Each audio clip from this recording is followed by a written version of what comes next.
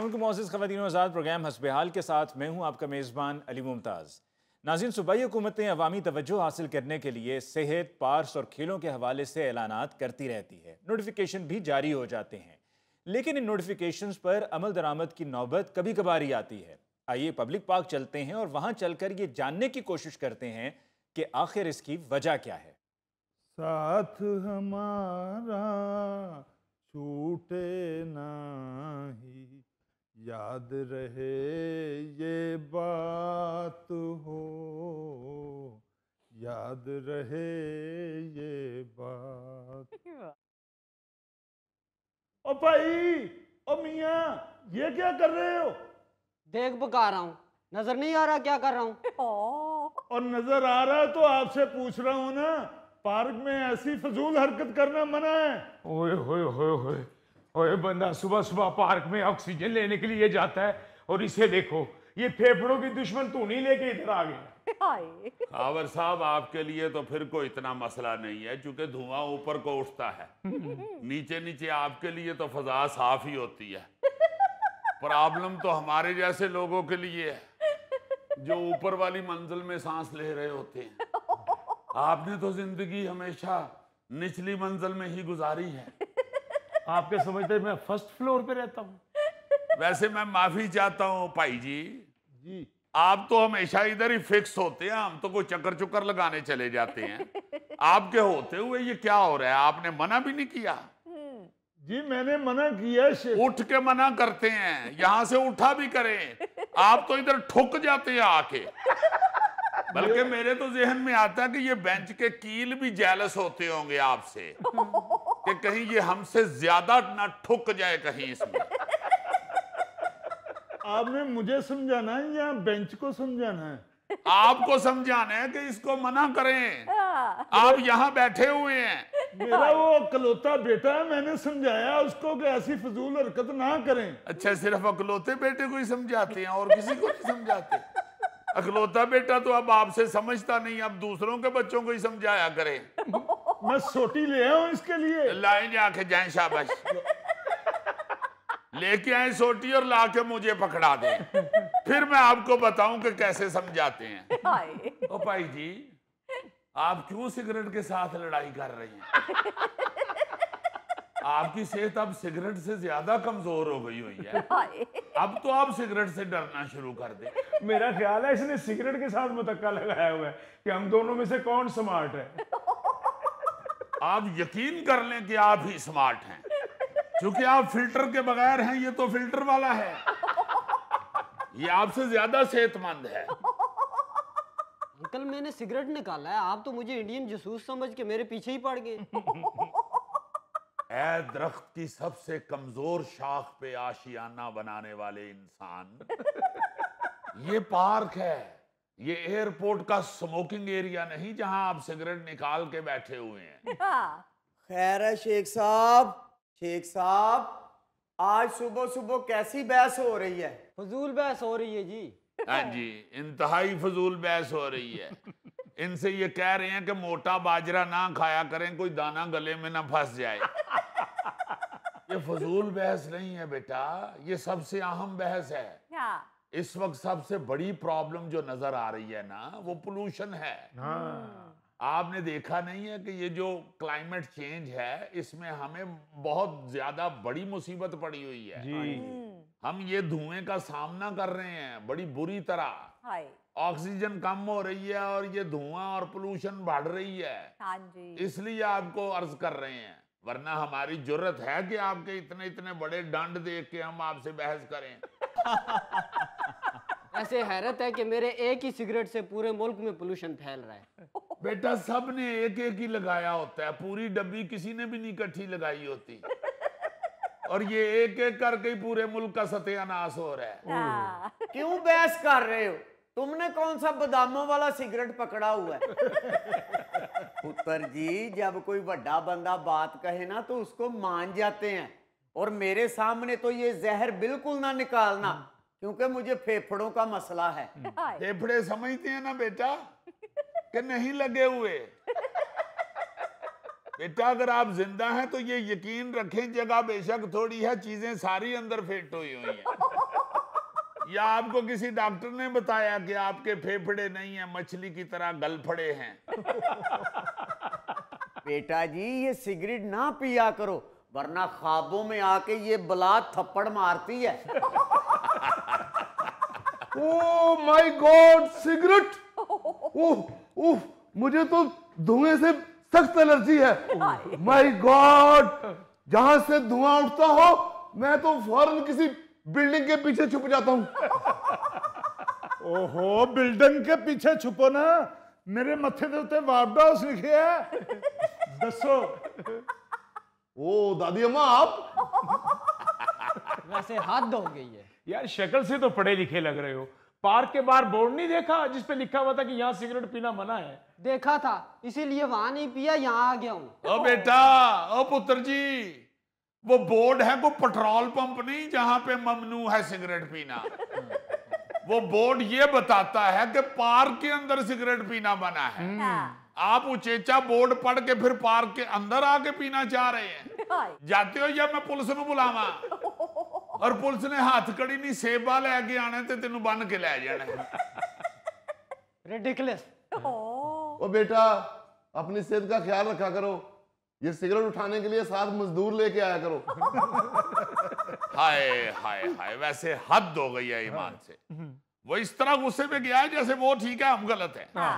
हालांकि पार्क वालों ने गेट के पास बोर्ड लगाया हुआ है, उसके ऊपर लिखा हुआ है कि पार्क के अंदर सिगरेट नोशी मना है जी। वो कहता है कि मैं बोर्ड पढ़ के आया हूं इसीलिए तो उसके करीब नहीं पिया, अंदर आके पी रहा हूं। वो तो ठीक है, लेकिन सिर्फ लिख देना काफ़ी नहीं है, उसकी इन्फोर्समेंट बहुत ज़रूरी है। और इन्फोर्समेंट तभी मुमकिन होगी कि जब वहाँ पर कोई इंतज़ामिया का बंदा मौजूद हो और वहाँ पर देखा जाए, चेक एंड बैलेंस हो कि क्या उस पर लोग अमल कर रहे हैं या नहीं कर रहे। जब वहाँ पर कोई बंदा नहीं होगा तो फिर इस जैसे लोग आएंगे और आकर यही वजह बता देंगे कि जी लिखा है तो बाहर लिखा हुआ है, अंदर नहीं लिखा हुआ, तो 100 किस्म की वजूहात बयान करेंगे। आप बिल्कुल ठीक कह रहे हैं अली मुमताज साहब, कवानीन तो बन जाते हैं मगर उन पे अमल दरामद करवाने वाले लोग जो होते हैं वो पता नहीं छुट्टी लेके ससुराल गए होते हैं। एग्जैक्टली। अगर एडी मुश्किल ना अंग्रेजी निकल दी है तो ना बोलिया करो। अच्छा, वो सब अपनी जगह ठीक है, इन्फोर्समेंट की बात हो रही है तो हुकूमत ने एक नोटिफिकेशन जारी किया था जुलाई में। उस नोटिफिकेशन के मुताबिक ये कहा गया था कि शहरियों को सेहत बख्श माहौल फराहम करने के लिए तमाम पार्क्स में, बागात में सिगरेट नोशी यानी कि सिगरेट हो, ई सिगरेट हो, वेप्स हो या तंबाकू से बनाई हुई कोई भी ऐसी मसनूआत हो तो उसकी सेल, उसकी परचेज पर पाबंदी है। और ये कहा गया था कि वहाँ जो टक शॉप्स हैं वहाँ पर भी उसकी सेल नहीं होगी। लेकिन ये सिर्फ ऐलान था और 10 दिन में इसको कहा गया था कि इम्प्लीमेंट करना है, लेकिन उसकी इम्प्लीमेंटेशन ही नहीं हुई। बस अली मुमताज साहब, असल में हमारे मुल्क के अंदर ना जी कानून बनाने वाला, आर्डर देने वाला अमला तो सारा मौजूद है, उस पे अमल करवाने वाला जो अमला है ना वो मेरा ख्याल है हम भर्ती करना भूल गए हुए हैं। और शेख साहब, बंदे भर्ती करने की क्या जरूरत है? ये तैमूर साहब यहीं बैठे रहते हैं, वेले बैठे रहते हैं। ये कौन सा यहाँ देग में खौंचा मार रहे हैं? इनकी लगाएं ड्यूटी, इनको तनख्वाह देनी शुरू करें, यही पार्क का ख्याल रखेंगे। ओ भाई, मैं कारोबारी आदमी हूँ, मुझे कहाँ भर्ती करवा रहे हो? ओ कारोबार तो आपका बच्चे संभाल बैठे हैं, अब ठीक जा रहे हैं वो बच्चे तो अब सोचते हैं कि अब्बू की पहली बरसी पे कौन से कवाल को बुलाएं। करामत साहब, वो बच्चे ये नहीं प्लान करते किस कवाल को बुलाना है, बल्कि वो अब्बा जिसे कहते हैं कि सारा दिन फारग बैठे रहते हैं, 10-12 कवालियां रिकॉर्ड करवा छोड़े। कहाँ पैसे देते फिरेंगे कवालों को? आपकी बरसी पे आपकी ही कवाली डेक पे लगा दिया करेंगे। यार तुम लोग अल्लाह से खैर मांगो, क्या गुफ्तगू शुरू कर दी है? जो असल बात हो रही है उसी पर हो। जी असल बात क्या होनी है अली मुमताज साहब? असल में स्यापा ये है इस मुल्क का, वो क्या कहते हैं कि जिसकी लाठी उसकी भैंस। अव्वल तो बड़े बड़े शहरों में जो पॉश इलाके हैं ना जी, उनमें ही हैं पार्क, उन्हीं की देखभाल होती है। जो माड़े लोगों के इलाके हैं, जहाँ मस्कीन बसते हैं, आम आवाम रहती है जहाँ पे, वहाँ पार्क है ही नहीं। अगर कहीं इक्का दुक्का बना हुआ है तो उसकी हालत वैसी हो गई हुई है जैसे नदीम अफजल चंद साहब के सर की हो गई हुई है। ओ कोई खुदा का खौफ करें शेख साहब, नदीम अफजल चंद साहब बड़े प्यारे, बड़ी पर्सनैलिटी वाले आदमी हैं, पाक्स की बात आप कर रहे थे, तो पाक्स के हालात वाकई बड़े ख़राब हैं। आप देखिए, मुल्तान से इतला मौसूल हुई है कि वहाँ पर 89 ऐसे पार्क्स हैं जो कि PHA पार्क्स एंड हॉर्टिकल्चर के ज़ेर इंतज़ाम हैं जी। और उनमें से 28 ऐसे हैं जिनकी हालत इतनी ख़राब है कि लोगों ने वहाँ पर जाना ही तर्क कर दिया है। ओहो। बिल्कुल सही फरमा रहे हैं। मुल्तान में तो सिर्फ सोन हलवे की तरफ ध्यान दिया जा रहा है, उसी के ऊपर पिस्ते बादाम लगाए जा रहे हैं, पार्क की तरफ कोई तवज्जो नहीं दे रहा। हाय। जी हाँ जी हाँ, अगर कोई एक आध पार्क अच्छा था भी तो इसने उधर नच नच के सारा घास उड़ा दिया हुआ है।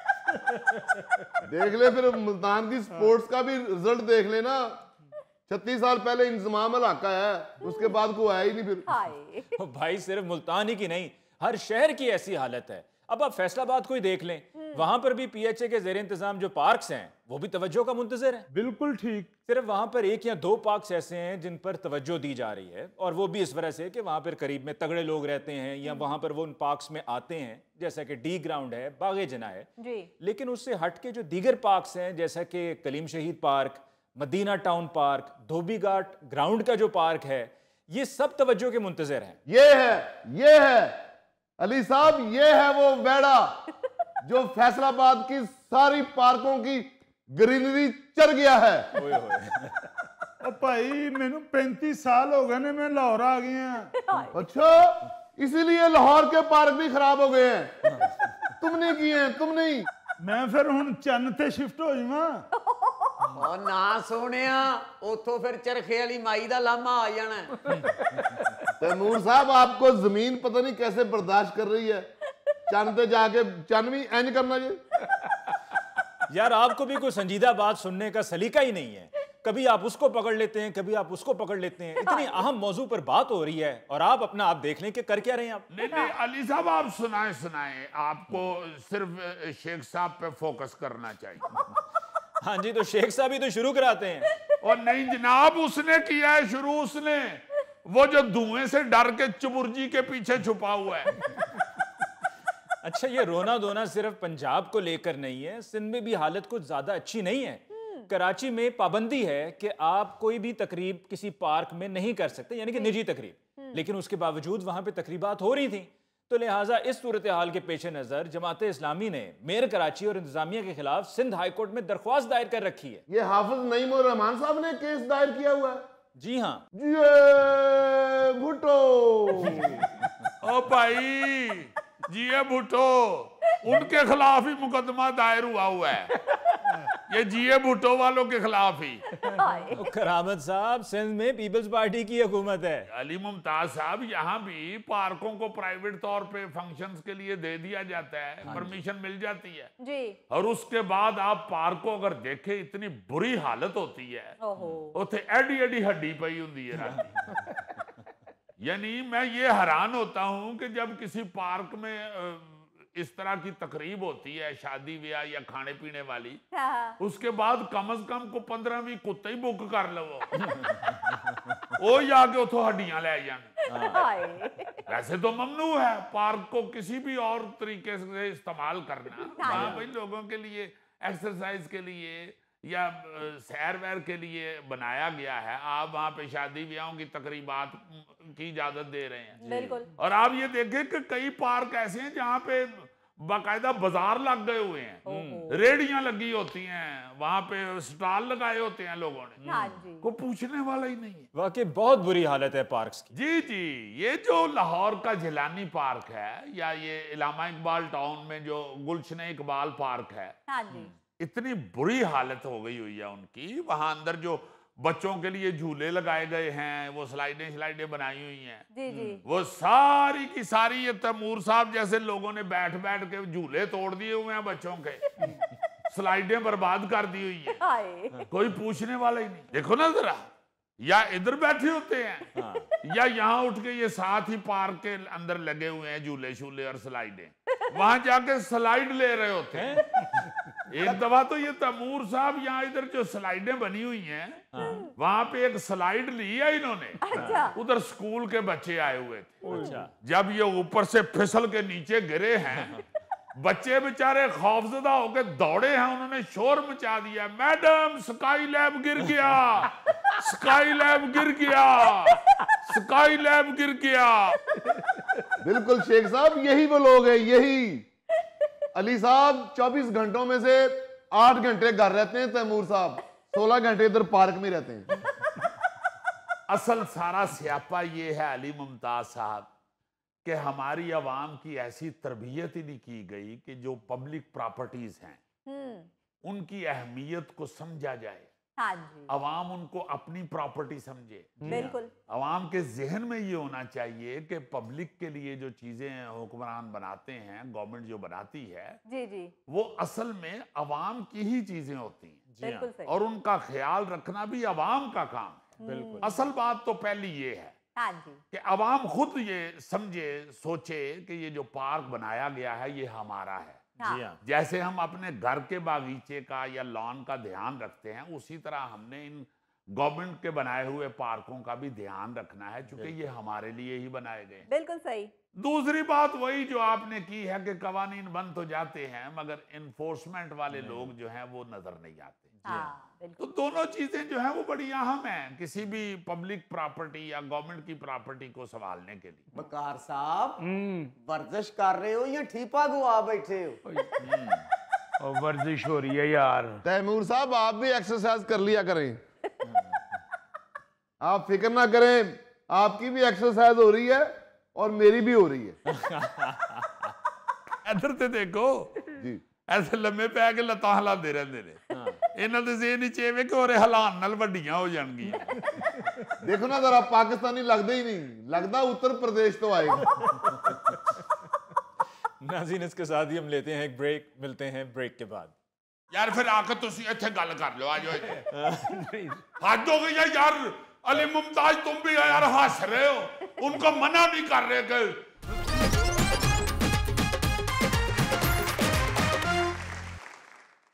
पेश खिदमत है हस्बे हाल का खबरनामा। नायरीन, news James Bond 0092 here with an interesting and full of laughter news.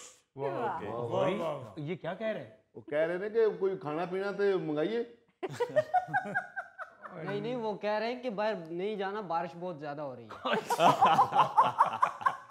ਤੁਹਾਨੂੰ ਸਮਝ ਹੀ ਨਹੀਂ ਆਣੀ। ਉਹ ਕਹਿੰਦੇ ਨੇ ਮੈਂ ਕੁਜਰਾਂ ਵਾਲੇ ਦਾ ਵਾਂ, ਚਲੋ ਤੁਹਾਨੂੰ ਉੱਥੇ ਜਾ ਕੇ ਚਿੜੇ ਖਵਾਵਾਂ। यार फिर आके तुसी इत्थे गल कर लो, आ जाओ। हद हो गई है यार, अली मुमताज तुम भी यार हंस रहे हो, उनको मना नहीं कर रहे कि अकल करो, इधर न्यू जेम्स बॉन्ड आया हुआ पाकिस्तान। यार वो आपकी इंग्लिश इतनी आई है, हमें समझ नहीं आई ना। एक खबर लेके आया हूं अच्छा, जो भरपूर दिलचस्प और हंसी से भरपूर है। वाह वाह वाह। यूं कहो ना। आप हंस के दूरे चौरे हो जाएंगे, इसलिए नायरीन थोड़ा थोड़ा कुछ खा पी लें, चूंकि ये ना हो कि हंसी इतनी ज्यादा हो कि बलहोशी हो जाए। खबर यह है कि स्वीडन की वजीर सेहत एलिजाबेथ लेन हलफ उठाने के बाद अपनी पहली प्रेस कॉन्फ्रेंस में ही बलहोश होकर गिर पड़ी। प्रेस कॉन्फ्रेंस में उनके साथ सज्जे खब्बे, राइट लेफ्ट, उनके साथ वजीर आजम उल्फ क्रिस्टर्सन और नायब वजीर आजम एबा बुश भी खड़ी थी। यानी जो वजीर सेहत हैं ये बेचारी जो है ये वजीर आजम और नायब वजीर आजम के दरमियान बलहोश हुई हैं। और इन्होंने वजीर सेहत को गिरने से पहले ही सहारा दे के कुर्सी पर बिठा दिया। Very sad, very sad. कौन सुनाओ, आप समझते होंगे कि न्यू जेम्स बॉन्ड जानबूझ के मनूस खबरें लाता है। हुण पिछो आ ये हो जियां रही ने ते जेम्स बॉन्ड बेचारा की करे ते ठंडा पानी पी मरे। नहीं तो भैन होरी क्यों बेहोश होए, उन्हां दी कमेटी दी आखिरी तरीक सी। यार यही तो हंसी वाली बात है कि वजीर सेहत है और बलहोश हो गई। यानी सेहत के महकमे की ड्यूटी उस खतून की लगा दी है उन्होंने जिदा अपना सेहत लो हथ तंग है। तो बाजी होरी किसी इलाके का दौरा भी करन जान ते आप एंबूलेंस च जांदे होने। यार आपने इंटरेस्टिंग चीजें सुननी है या फिर अपना जुगत पानी करना है? प्लीज जेम्स बॉन्ड प्लीज मैंने सुननी, मैं तो सीरियस आदमी यार, आप आज ही सुनाए प्लीज। देखो जरूरी नहीं है कि बेचारी खवातीन बलहोश हो, वो जरा चूंकि नाजुक मिजाज जैसे मैंने बताया होती हैं, वो इस तरह की जो मुशक्कतों वाले काम हैं या इतनी देर एक जगह पे खड़े होने वाला जो मरहला है वो नहीं इतनी जल्दी बर्दाश्त करती। सबसे पहले गौर करने वाली बात तो ये है कि नायब वजीर आज़म साहबा जो हैं ये भी खतून हैं और जो वजीर सेहत बलहोश हुई हैं ये भी खतून हैं।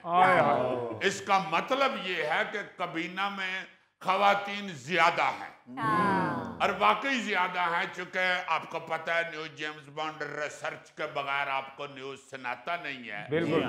और आप ये देखें कि 25 वजारतें हैं उनकी, उसमें से सिर्फ 11 मर्द हैं और 14 खवातीन हैं।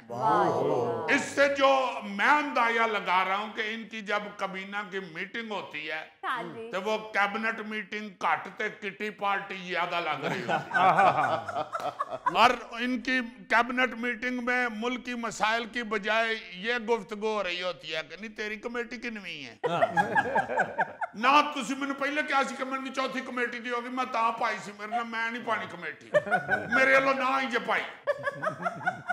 यार वो बेचारी बेहोश हो गई है और तुम अपना ड्रामा क्रिएट कर रहे हो। यार यही तो अफसोसनाक बात है कि वजीर आजम और नायब वजीर आजम के बेचारी दरमियान खड़ी बेहोश हो गई। हालांकि इन्हीं दोनों को तो उसने वजारत की कारकर्दगी दिखानी थी। ये तो बिल्कुल ऐसे ही हो गया कि घर में नई बहू आए और सास और जिठानी के सामने पहले दिन ही ਉਹਦੇ ਕੋਲ हांडी सड़ जाए और सास ਨੂੰ गुस्सा चढ़िया होवे और जिठानी मुंह ते हथ रख के हस रही होवे। जेम्स बॉन्ड पता तो करो वो वजीर सेहत क्यों बेहोश हो गई? स्वीडन तो बड़ा पीसफुल मुल्क है, मौसम भी बड़ा अच्छा है उधर, ना पोल्यूशन ना सैलाब ना। यही तो मैं परेशान हूं कि इतना प्यारा मुल्क है स्वीडन और वहां पे लोग भी सारे पढ़े लिखे हैं और वजीर सेहत वहां पे आई हुई है। जाहिर है सेहत का महकमा भी उत्थे बड़े बड़े कारीगर अफसर उनके होंगे। किसी ने उसको ये नहीं कहा कि तकरीर करने तो पहले जूस पी लो। अक्सर प्रेस कॉन्फ्रेंस कर दिया शुगर लो हो जाती है। यार अजीजी असल बात बताओ, खुद क्या डॉक्टर बन रहे हो, बताओ हुआ क्या? आपको ये मालूम नहीं कि उसने खुद फिर बताया है। जब उसको होश दिला के वापस लेके आए ना तो उसने फिर मीडिया को बताया है कि शुगर जरा डाउन सी हो गई थी मेरी। अच्छा मैं खुद नहीं कह रहा, मैं पागल हूं, मैं एक जिम्मेदार खतून को इस तरह की बात कर दूंगा। और सबसे ज्यादा दिलचस्प बात यह है कि बेचारी पहली प्रेस कॉन्फ्रेंस में बलहोश हो गई। इन मीडिया वालों को तो बैठे बिठाए बल्कि बनी बनाई बेहतरीन दिलचस्प खबर मिल गई। यार जेम्स बॉन्ड तुम कितने जालिम हो, वो नौकरी के पहले दिन ही बेचारी बेहोश होगी और तुम उल्टी सीधी बातें कर रहे हो। यार उल्टी सीधी बातें नहीं कर रहा, नॉलेजफुल खबर है ये। इसलिए आप लोग भी जेल में रखें कि जो प्रेशर हैंडल नहीं कर पाता बंदा या पहले दिन कोई जरा ज्यादा घबराया हुआ होता है तो एनर्जी डाउन हो जाती है। इसलिए बलहोश होने से पहले एक अनानास का जूस का गिलास पी लेना चाहिए। यार मैं नहीं पसंद करता अनानास, मैं तो एप्पल का जूस पीता हूँ। आप एप्पल का पी लें अगर एप्पल मांगता है तो। मैंने तो अपना टेस्ट बताया है। हर बंदा अपने अपने टेस्ट के मुताबिक कुछ खा पी के तो पहले दिन प्रेस कॉन्फ्रेंस करे। क्योंकि अक्सर आपने स्कूल में भी बच्चे बलहोश होते हुए देखे होंगे, बेचारे असेंबली में खड़े हो जाते हैं, खाने पीने के बगैर स्कूले आ जाते हैं, अम्मा के डांटने के बावजूद नहीं नाश्ता करते और असेंबली में खड़े खड़े गिर जाते हैं। इसी तरह बड़े लोग बेहोश हो जाते हैं, बल्कि बहुत बहुत बड़े लोग भी बेहोश हो चुके हैं। मैंने इस पे सारी रिसर्च की है। अरे वाह वाह कि कौन कौन अपनी जिंदगी में बलहोश हुआ है। अभी पिछले साल खवातीन के आलमी दिन की तकरीब में एक खातून पुलिस अफसर, आपको याद नहीं है, मरियम नवाज साहबा की तकरीर सुनते सुनते बेचारी बलहोश हो गई थी। फटाफट उन्होंने पकड़ा सारियों ने।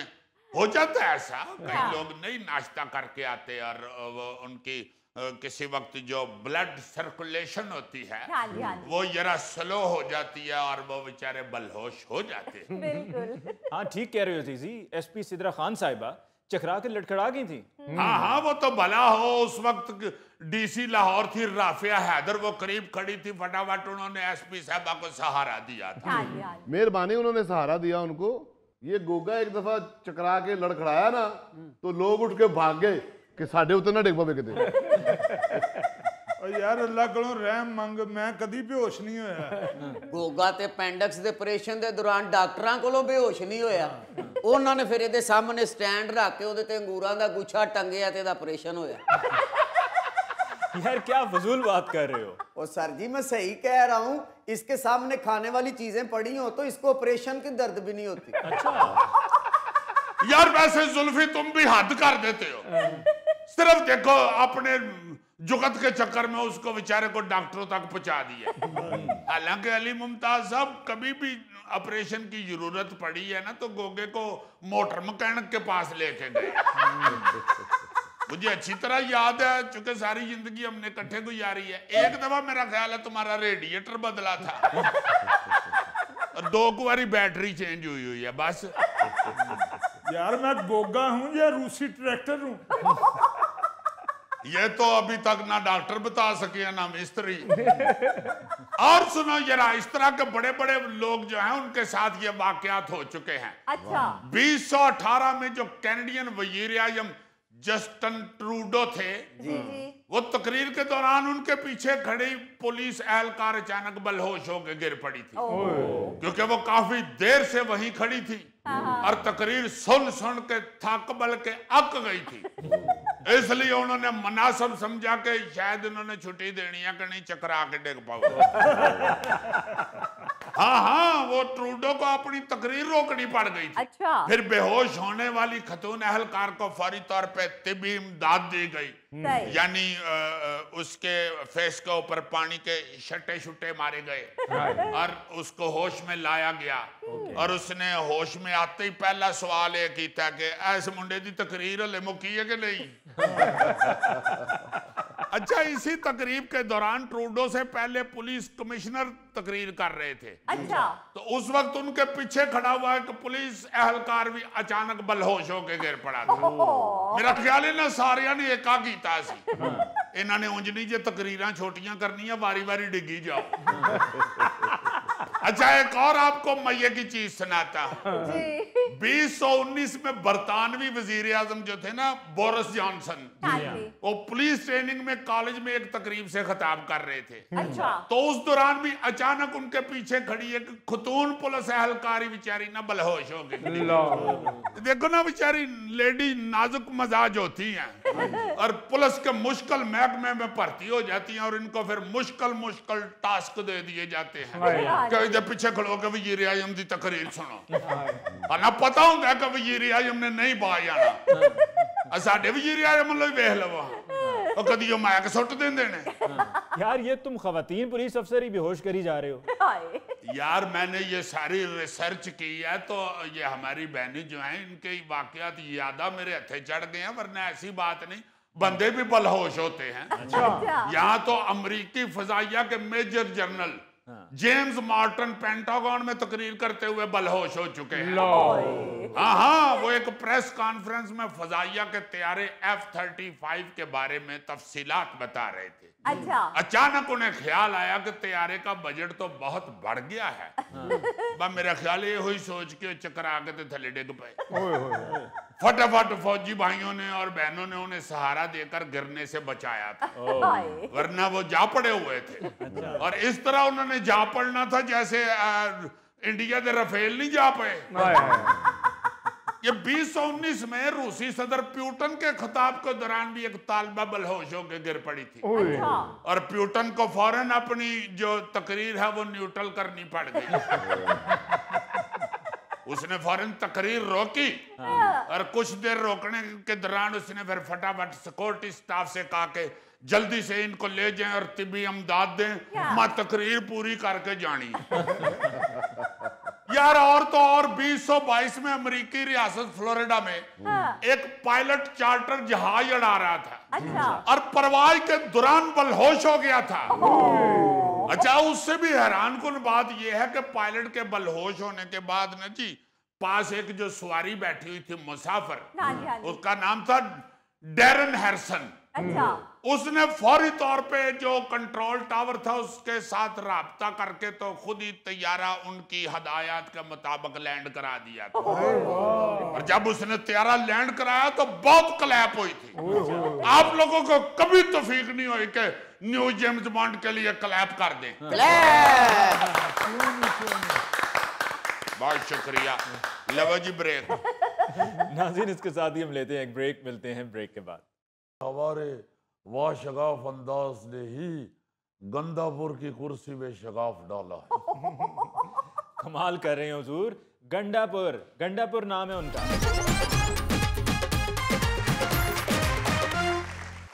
नाज़रीन, जैसा कि आप जानते हैं कि वज़ीर आला खैबर पख्तूनख्वा अली अमीन गंडापुर इस्तीफ़ा दे चुके हैं। उनके इस्तीफ़े के बाद इसी तनाजुर में बात करने के लिए हमारे साथ आज मौजूद हैं सरबराह जमीयत उलमा इस्लाम और सीनियर सियासतदान मौलाना फजलुर रहमान साहब। इनसे बात करते हैं। अस्सलाम वालेकुम मौलाना साहब। वालेकुम अस्सलाम व रहमतुल्लाहि व बरकातुहू। अली मुमताज साहब, मेरा ख्याल है कि आपकी पूरी टीम में कोई भी खैबर पख्तूनख्वा का दानिश्वर या सहाफ़ी मौजूद नहीं है। वो क्यों मौलाना? भाई, अगर कोई होता तो आप इधर पहले मिठाई तकसीम करते, कोई खटक रक्स पेश किया जाता। मेरा मतलब है कि कोई भी खुशी नहीं मनाई जा रही, ये क्या बात है? मौलाना, हम यहाँ पर खुशी या गमी मनाने के लिए नहीं बैठे हुए, हम यहाँ पर आपसे गुफ्तगू के लिए मौजूद हैं। अच्छा, सुखी गुफ्तगू करनी तो ठीक है, कर ले, फिर गुफ्तगू कर ले। अच्छा मौलाना, अली अमीन गंडापुर इस्तीफा दे चुके हैं, क्या कहेंगे आप? देखिए, सबसे पहले तो मैं ये कहूँगा कि शुक्र अल्हम्दुलिल्लाह। दूसरी बात ये है कि अली साहब, हमने तो पहले ही वाशगाफ अल्फाज और अंदाज में कह दिया था कि अली अमीन गंडापुर हमसे बर्दाश्त नहीं होता। हम उसे एक दिल भी ओहदे में नहीं देखना चाहते। तो हमें लगता है कि हमारे वाशगाफ अंदाज ने ही गंडापुर की कुर्सी में शगाफ डाला है। कमाल कर रहे हैं हुजूर। गंडापुर, गंडापुर नाम है उनका। जी जी, मैं भी वही कह रहा हूँ, लेकिन मसला ये है कि जैसे लाहौर वाले लाशऊरी तौर पर बराबरी को बड़ाबड़ी बोलते हैं, वैसे ही हमारी जमात में कहीं कहीं दाल और डाल का मसला है। मैं अगर गंडापुर भी बोलूं तो आपने वही समझ लिया है जो ठीक है। चलें, जाने दें मौलाना, अब तो उन्होंने अपने ओहदे से इस्तीफा दे दिया है। देखे अली साहब, ये खबर जरूर खुश आइंद है, लेकिन फिलहाल हम इस तब्दीली पर सिर्फ नजर रखना चाहते हैं। तबसरे से गुरेज इसलिए करेंगे कि मालूम नहीं है कि आने वाला शख्स कहीं इससे 2-4 हाथ आगे ही ना हो और वही हिसाब ना हो जो कफल चोर के मरते वक्त हुआ था। वो क्या हिसाब था जी? वो एक कफल चोर का कज़ा का वक्त आ गया ना, तो उसने अपने बच्चों को इकट्ठा किया और उनसे कहा कि मेरे बच्चों, कोई ऐसा काम करना कि लोग मुझे अच्छे अल्फाज में याद करें। अल्लाह को प्यारा हो गया, मौत हो गया। उसके मरने के बाद उसके बच्चों ने बड़ी सोच विचार के बाद ये फैसला किया कि मैयत का कफन चोरी करने के साथ साथ मैयत के गुर्दे भी निकाल लिए जाए। सो उन्होंने मैयत के कफन चोरी के साथ साथ उसके गुर्दे भी चोरी करने शुरू कर दिए। बस कुछ देर बाद ही गांव के लोग ये कहने पे मजबूर हो गए कि यार, इनसे अच्छा तो इनका बाप ही था। कम अज कम खाली कफन ही चोरी करता था, गुर्दे तो नहीं निकालता था।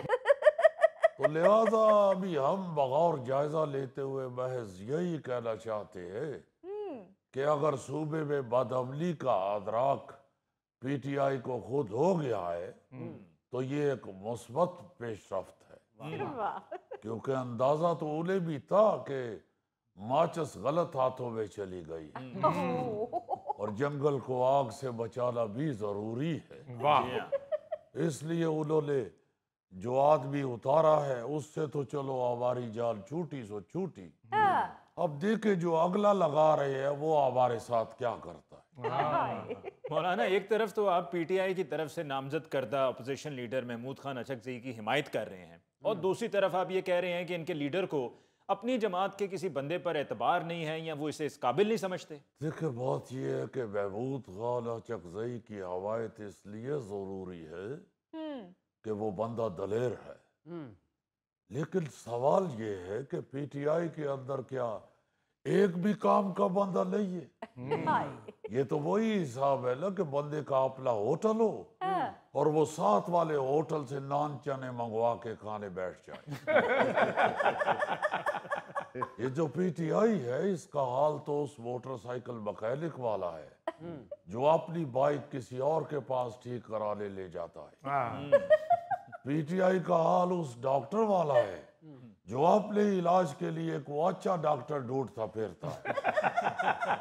बल्कि पीटीआई का हाल उस कामयाबी का शॉर्टकट बताने वाले लजूबी जैसा है जो खुद फुटपाथ पे बैठा हुआ दूसरों को शॉर्टकट बता रहा होता है। एक और मिसाल दे देता हूँ जो हमारा तो तजुर्बा नहीं है लेकिन कम अज कम हम मुशाहिदा जरूर रखते हैं।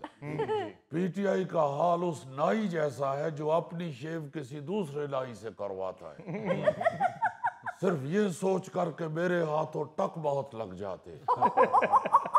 पीटीआई का हाल उस टीचर जैसा है जो अपने बच्चे किसी और टीचर के पास पढ़ने के लिए भेजता है सिर्फ इस खौफ से कि मेरा रिजल्ट अच्छा नहीं आता।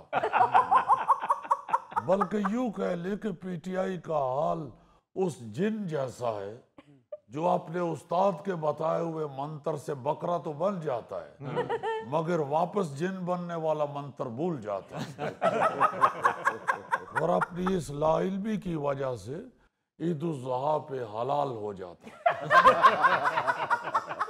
और ऐसे बेवकूफ लोगों के हाथों हलाल होता है कि उसकी खाल कोई और ले जाता है, दस्ती कोई और ले जाता है, रान कोई और ले जाता है, सिरी पाए कोई और ले जाता है और उस जिन की वालदा बेचारी ढूंढती फिरती है कि मेरा मुंडा नहीं लभ रहा। मौलाना साहब मेहरबानी बस कर दें हमें पता चल गया पीटीआई का।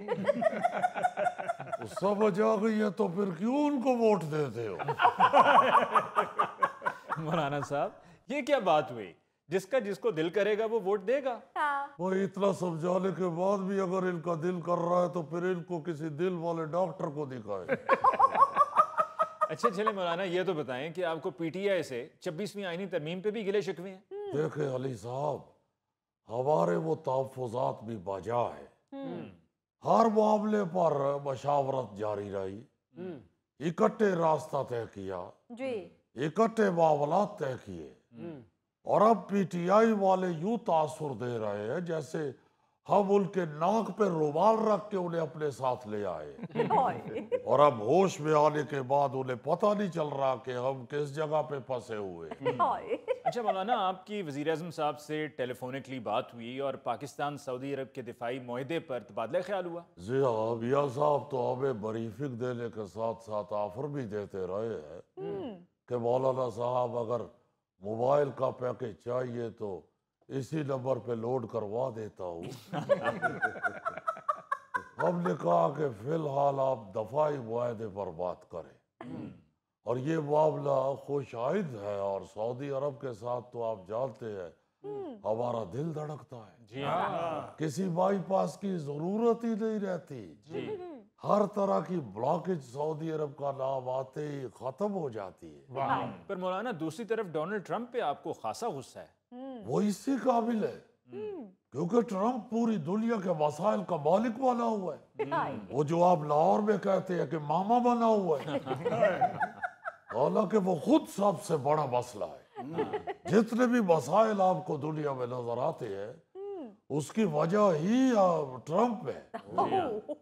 वो देखे उसका बात करने का तरीका ठीक नहीं है। उसके मुंह से ऐसे अल्फाज निकलते हैं जैसे खाना खाते हुए जुबान दांतों के नीचे आ जाए तो अल्फाज निकलते हैं। पता नहीं किस तरह का मदारीगर सा आदमी है वो। इतने मसाइल चल रहे हैं पूरी दुनिया में, और ये जो ट्रम्प है हर दूसरे दिन अपनी डांस वाली वीडियो रिलीज कर देता है। मैं तो उससे मशवरा दूंगा कि तुम दुनिया की जाल छोड़ो, सदारत से इस्तीफा दो। जितना अच्छा तुम नाचते हो, लाहौर में आके थिएटर ड्रामों में काम शुरू करो। वाह वाह वाह वाह। मौलाना साहब दुआ करें कि ट्रंप मेरे साथ किसी ड्रामे में कास्ट हो जाए, मैं उसको वो जूते करूं, उसके ऊपर मुझे गुस्सा ही बहुत है। इतना चिट्टा, इतना चिट्टा, इतना चिट्टा। मेरा बहुत दिल करता है कि मैं उसको कहूं, वो काले जा किते तू राम ना नहीं टेके बंदा। गौरी साहब आपका तो चलो समझ आता है कि आप उसे कहे कि इतना चिट्टा, चिट्टा रंग भी उसको देख के कहता है कि इतना चिट्टा, इतना चिट्टा, इतना चिट्टा। बहरहाल छोड़े वो फजूल से टॉपिक को, ये ट्रम्प हो या गद्दाफर हो। अली मुमताज साहब, सबसे पहले तो मैं आप तमाम सहाफ़ियों के साथ इजहार यकजहती करना चाहूँगा। हम प्रेस क्लब में सहाफ़ियों पर तशद्दुद की भरपूर मज़म्मत करते हैं। बहुत शुक्रिया। और यकीन दिलाते हैं कि आप लोग जो इस वक्त मेरे सामने मौजूद हैं, सारे लोग सहाफ़ी, आप किसी भी किस्म का पुरअमन एहतजाज करें, पुरअमन होना चाहिए। हम उस वक्त तक आपके साथ खड़े रहेंगे जब तक लाठी चार्ज ना शुरू हो जाए। मौलाना साहब, ये किस किस्म का इजहार यकजहती है? पहला साहब, मेरा ख्याल है कि आपने जिंदगी में कभी लाठी चार्ज होते हुए देखा नहीं है। मेरा भाई, वो जो पुलिस वालों ने मौला बख्श पकड़े होते हैं, उनके ऊपर ये कहीं नहीं लिखा होता कि फला शख्स को या फला नाजुक मुकाम को टच नहीं करना। भाई, ये जो पुलिस वाले होते हैं, ये किसी भी एहतजाज पे हमला करने से पहले अपने मौला बख्श चार्ज करके लाते हैं, और उस वक्त तक चार्जर से उतारते नहीं है जितनी देर तक बैटरी फुल ना हो जाए। मौलाना साहब, एक दफा मैं लाठी चार्ज देखने लगा था लेकिन नहीं देख सका। क्यों, इंटरवल हो गया था? नहीं, मैं पहली लाठी में बेहोश हो गया था। ये आपका बेहोश होना ही बोलता था, क्योंकि आपके जिस्म में तो कोई नील वील भी नहीं पड़ना था। राना साहब, मैंने एक मर्तबा लाठीचार्ज देखा हो। गोगा जी, आपने तो खैर लंगर की लाइन सीधी कराने वाला लाठीचार्ज देखा होगा। बल्कि इन्होंने तो 2-4 लाठियां एपिटाइजर के तौर पे भी खा ली हो। बिल्कुल ठीक कह रहे हैं आप। नाज़रीन, इसके साथ ही हम लेते हैं एक ब्रेक, मिलते हैं ब्रेक के बाद। किसी का खत नहीं था आता, वो कहता था शाह जी हमारी गली में किसी और का है तो मुझे दे दे, मैं उन तक पहुंचा दूंगा। हाँ, बिल्कुल। हाँ जी, हाँ जी। और शाह जी आगे से कहते थे, पुत्र मैं भी यही काम करन दिया, मैं केड़ा खंबे ते चढ़े हैं।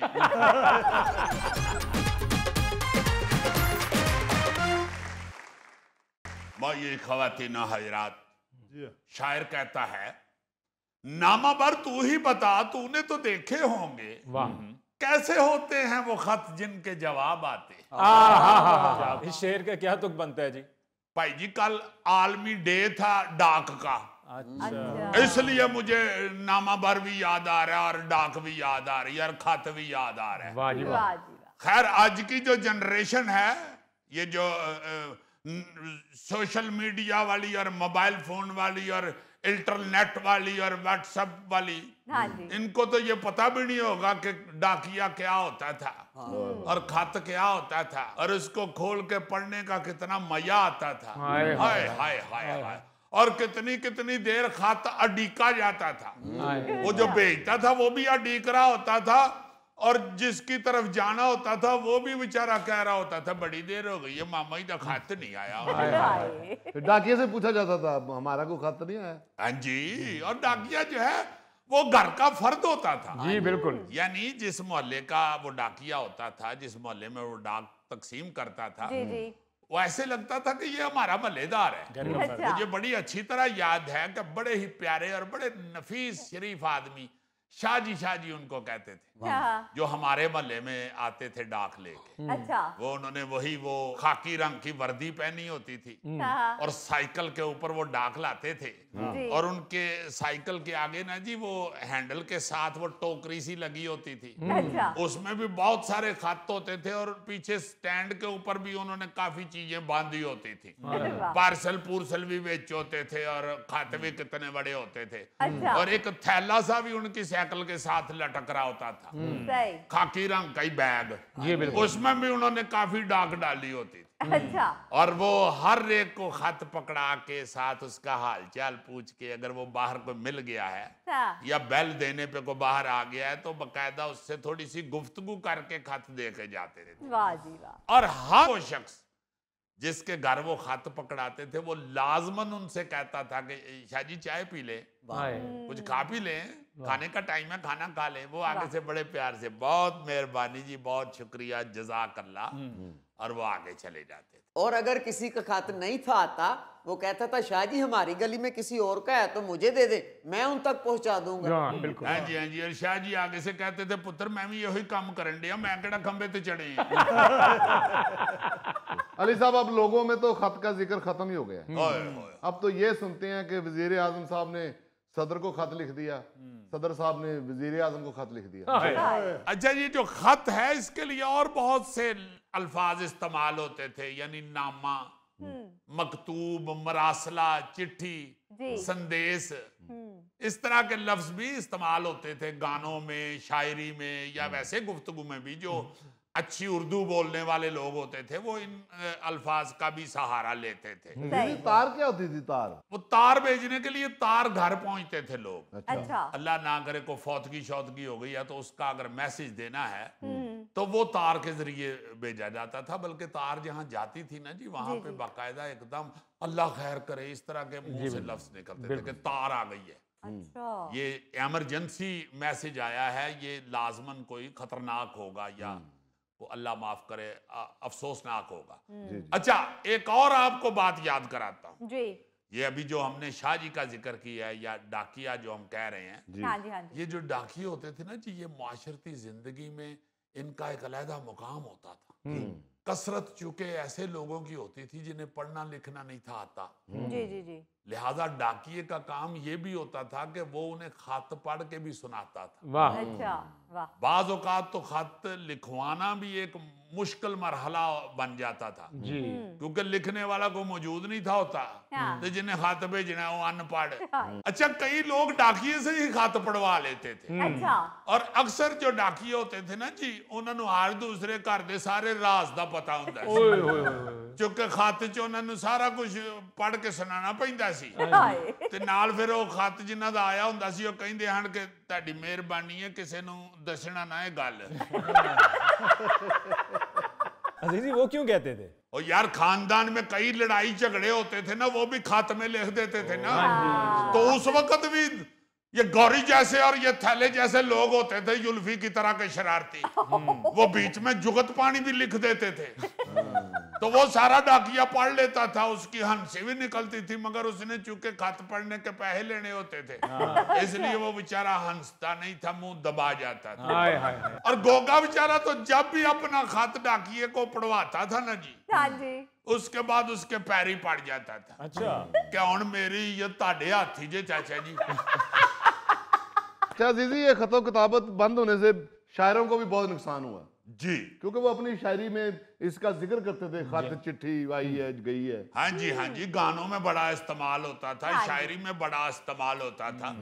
यरा कुछ जेड़े शायर दे वाल वधे हुंदे सन ना जी, वो लाजमन अपने शेर च खत दा जिक्र करदे सन।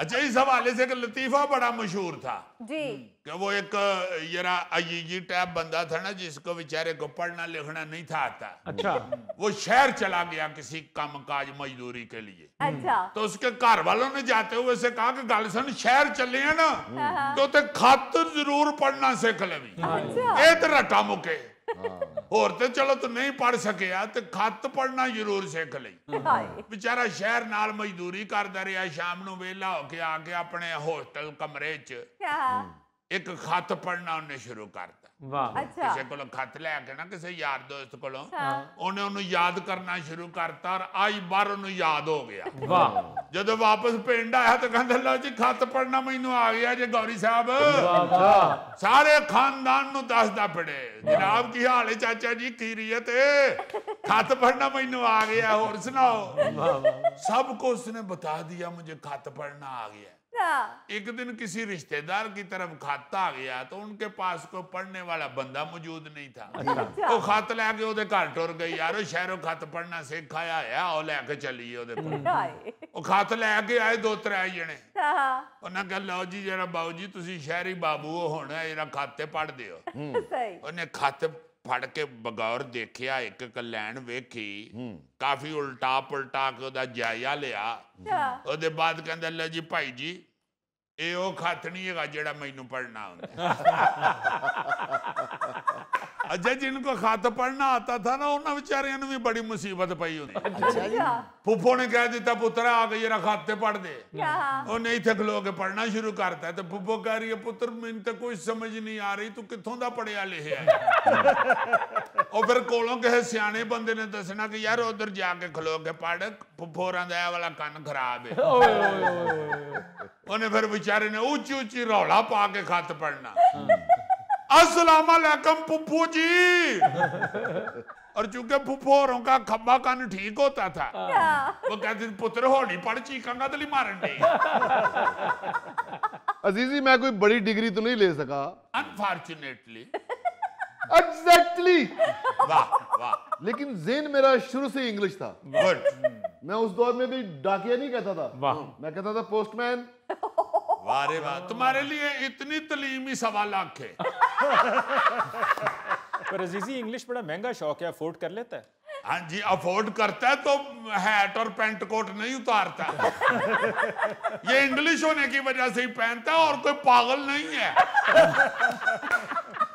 अच्छा एक और बात आपको याद कराऊं डाकिया जो होता था ना जी उसको बड़े प्यार से अदब से ना जी जो जिनको अपने खत का इंतजार होता था वो बड़ी मोहब्बत से बड़े एहतराम से बार बार पूछते थे जरा एक दफा फिर चेक कर लें शायद हमारा खत आया हो अच्छा खास तौर पे जो डाकिया है ना जी उसका इंतजार और उसके आने का खौफ भला कब होता था जब मैट्रिक का रिजल्ट आना होता ये पहले डाकिया लेके आता था उसके बाद फिर ये अखबारों में छपना शुरू हुआ और फिर स्टॉल लग गए कि यहाँ से मैट्रिक का नतीजा हासिल करें ये बाद में लगे पहले सिर्फ डाकिए के थ्रू घर घर में ही जाता था हर स्टूडेंट का ये नतीजा मैंने सुना है लड़कों को कहते हैं अंकल रिजल्ट नहीं आया हमारा हाँ जी और जिस दिन रिजल्ट आना होता था उस दिन तो बाकायदा मिल्क शेक का गिलास हाथ में पकड़ के डाकिए का इंतजार होता था और ज़हन में ये होता था कि अगर नतीजा अच्छा आया तो डाकिए नु पिया देंगे तो जे